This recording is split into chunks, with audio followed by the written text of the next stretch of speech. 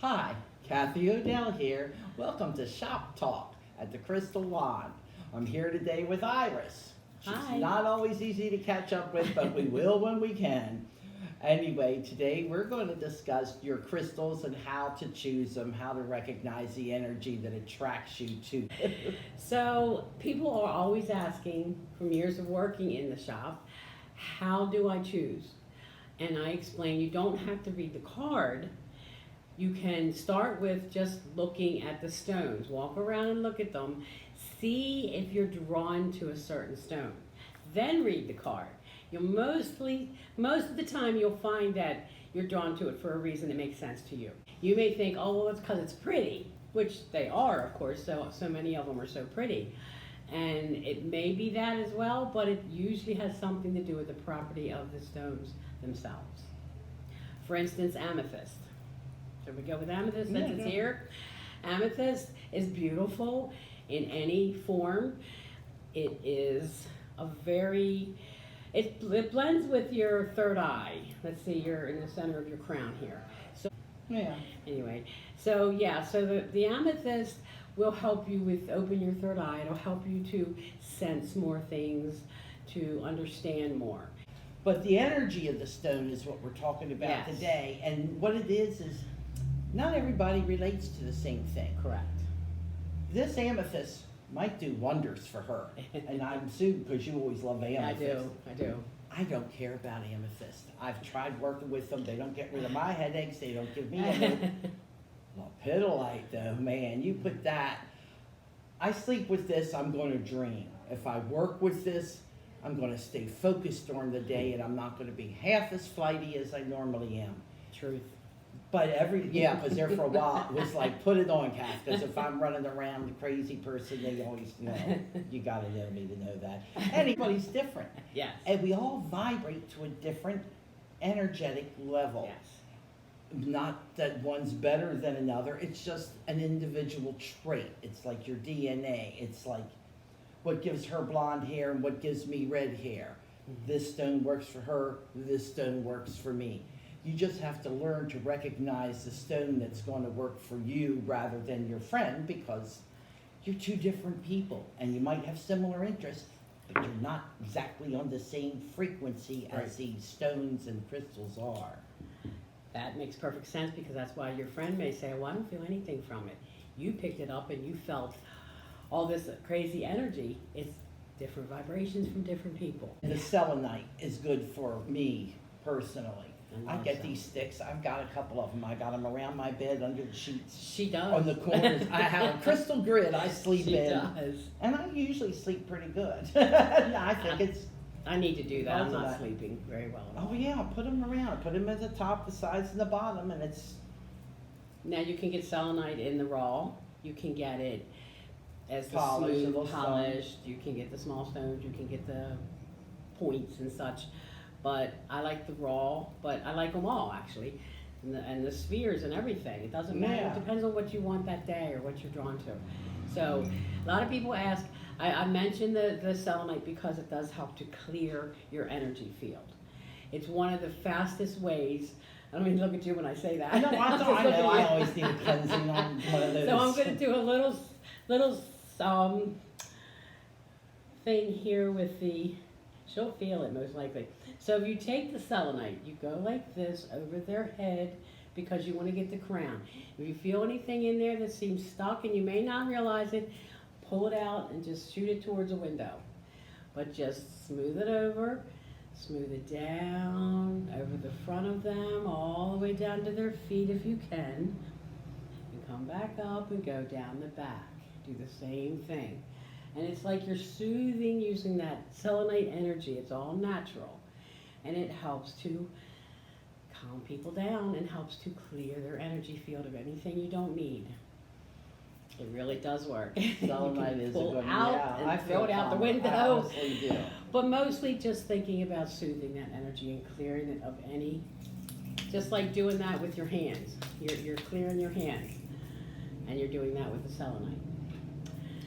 Well, right now, we've been talking about the different stones And what we'll do as time goes by is we will discuss different stones at different times. I may even set up a whole other series with just stone talk. Yes.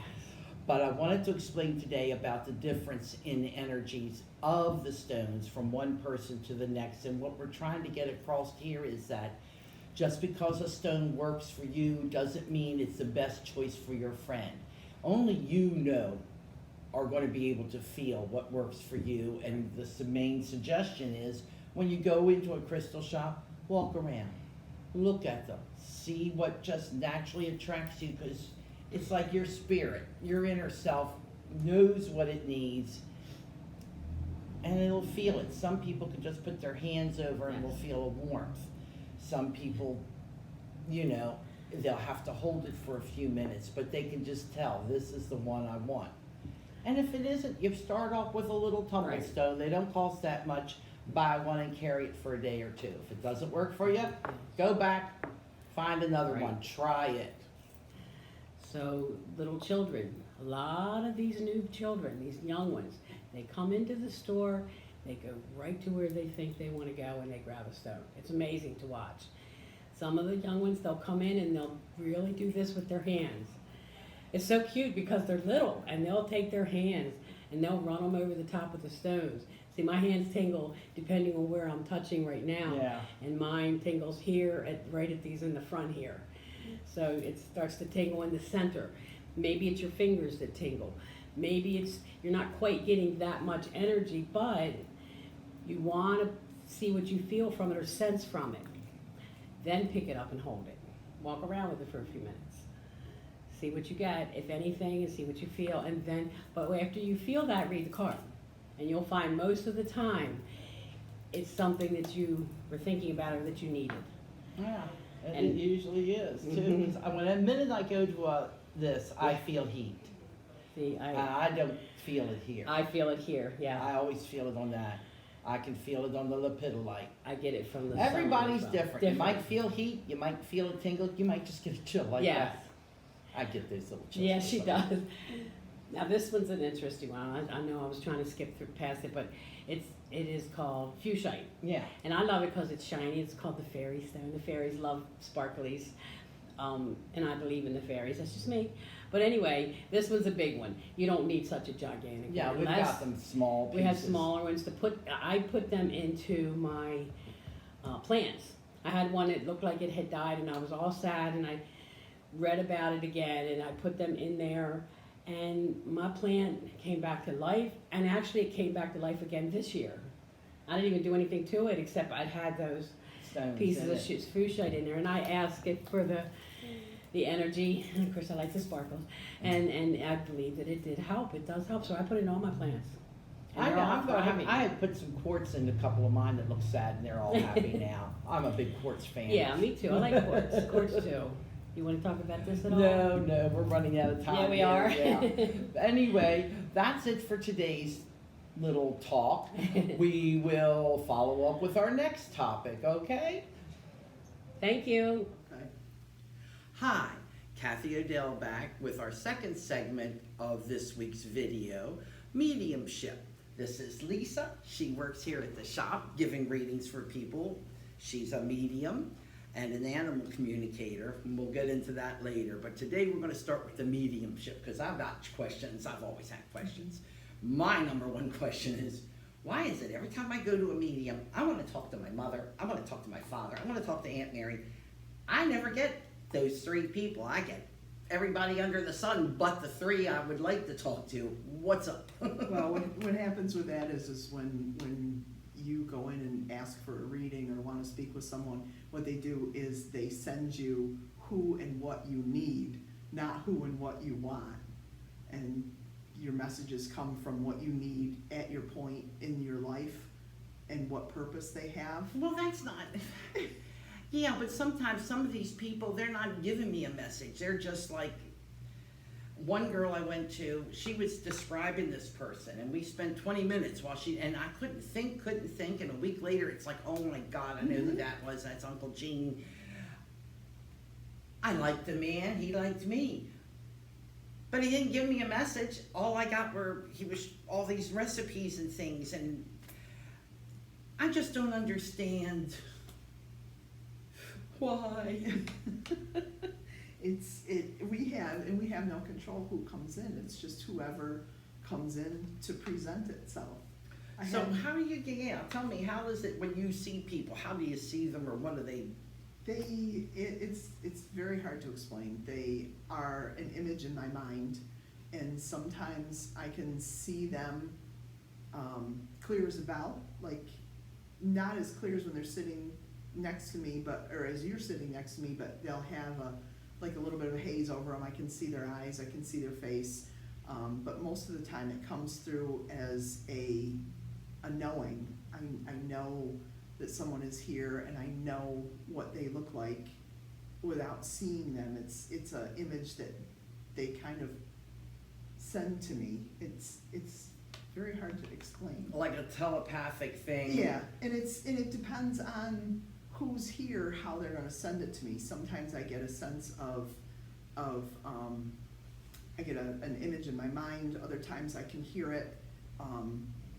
They will tell me things, and I can hear their voice, and then other times they just give me words to say. It really depends on a lot as to how each spirit wants me to convey a message.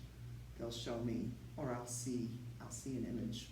Well, when did you start knowing that you could do this, or when was your first experience with a ghost? It was when I was very young. My mother asked me at one point what I wanted to do when I grew up, and I said I wanted to talk to animals, and she said, you can do anything that you want to. Thank God for my mother. And as I got a little older, 9, 10, I saw, it was within a 6-month period, I saw 2 shadow figures. And my father had always told me that I knocked 10 years off his life when I screamed. Yeah, I looked down in the basement, and there was a shadow figure walking through, and it went right through the wall, and I screamed, and he came running, and he and my mom went down the basement. He said there's nobody there, and there was somebody there, and that's when I shut it down. I just shut it down. I didn't want to see anybody anymore. I didn't want to hear anything anymore. I didn't want anything anymore. And as I got older, the knowing started coming in and some of the seeing, but I still pushed it aside. And then probably about 10 or 15 years ago, I started working more with the animals, doing more with my dogs, and I started opening up again. And then I just finally decided that I need this, and this is what I need to do, and this is what I'm doing. And I opened up completely so that things start coming in. And so do you see ghosts a lot? yeah. You see any now? Especially when I love to be on the battlefield, and the battlefield has different layers, and it's amazing because I used to only see Civil War soldiers, and then I started seeing Native Americans, and now when I go out there, I see a layer of both, and it's amazing. It's just amazing what I can see and what I feel and what I hear and what I smell, and not so much what I smell sometimes, but it's amazing. It just, Well, I know it's when you're talking to people just in general, do you sometimes just see a spirit with them, or is it only when you're sitting down and focusing? I try very hard not to read people. There's times I can be in a restaurant and someone will walk by me and I'll feel something with them, but I don't do that. I try, because the people deserve their privacy. And people don't want some crazy old woman coming Yeah, up to them exactly, saying, "Oh, exactly. And I just don't do that. I block it out. I ground myself and I close myself off when I'm in the grocery store or Walmart or restaurants. The biggest thing is when you give me,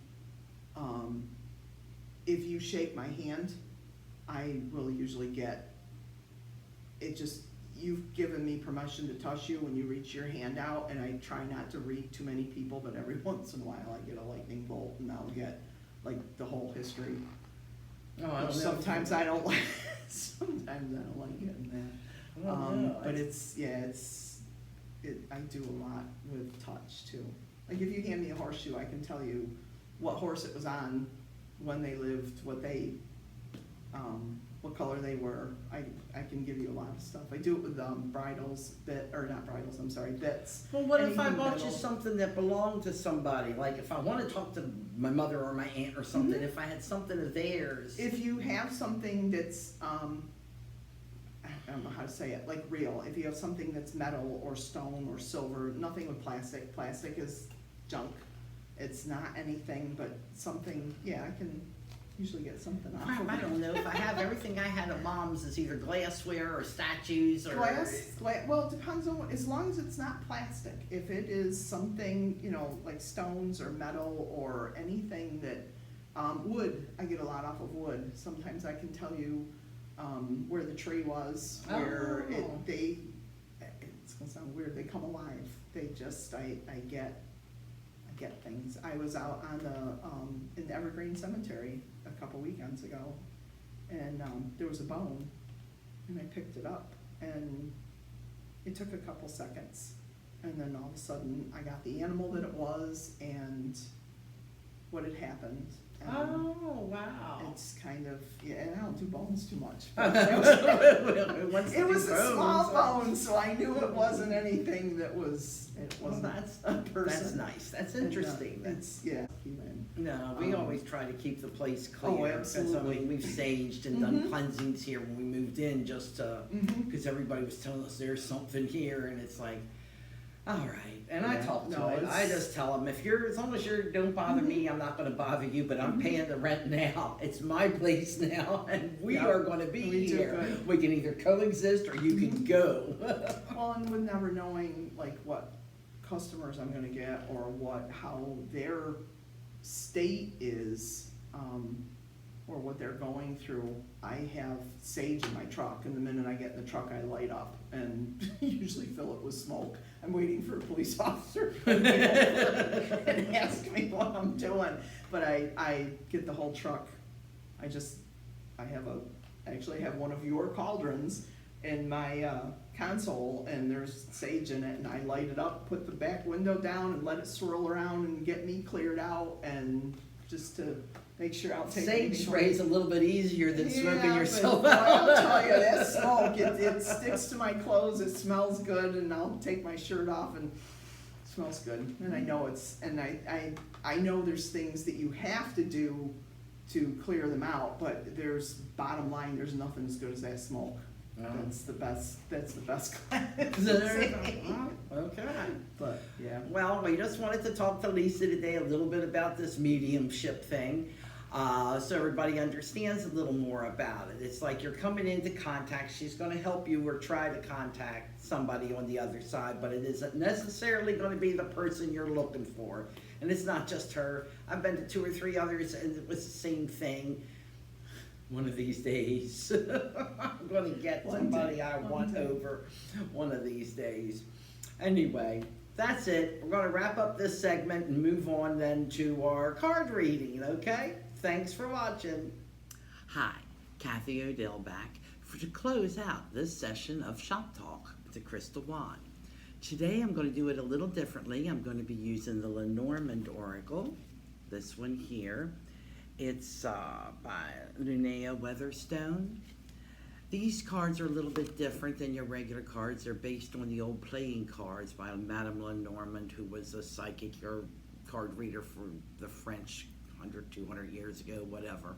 Anyhow, what it amounts to is I like these cards because I like their symbolism, and I like the fact that you take 2 cards at a time to tell you what the story's going to be.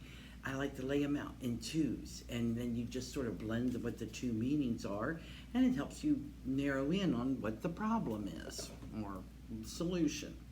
So, and then I'm going to put a clarifier card out for you, just so to sort of clarify or just add a little extra element to the forecast for the week. And remember, this is for entertainment purposes only. Don't bet the bank on it. Just take it for fun. But I like to think that it does sort of hit the people, because I know when I watch them on the other shows, sometimes it's like, wow, that is hitting home for me today. So we're going to start off once again, with the clarifier cards are the ones I'm going to hold up, because they're easier to do than trying to hold 6 cards up. The Tea Leaf Oracle, number 1, number 2, and number 3. They're all look the same. 1, 2, and 3. Pick the one you like the best, and then we'll take it from there. I had already pulled these cards and laid them out as a 1, 2, 3, and I'm going to use the clarifier card and join them together. Okay? Your Lenormand deck cards are the Mountain and the Path. It's the Queen of Diamonds here. Okay?